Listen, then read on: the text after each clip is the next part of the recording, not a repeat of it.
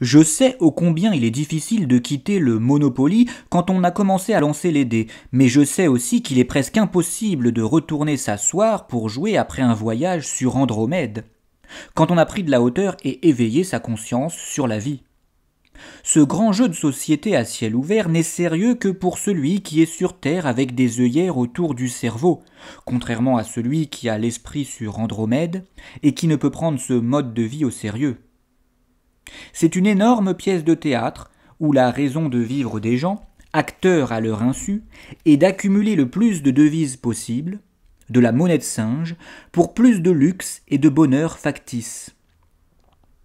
La vraie vie, pour Descartes, était de s'enfermer dans un poêle pour méditer sur le monde, sur lui-même, et de parvenir ainsi à de grandes prises de conscience, telle son existence en tant que sujet pensant.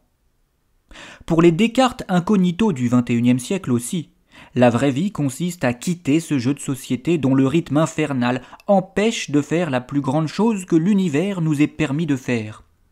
penser sereinement.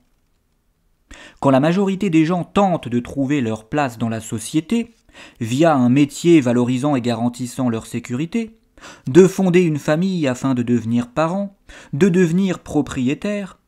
les sages, eux, cherchent leur place dans le cosmos. À chacun ses priorités.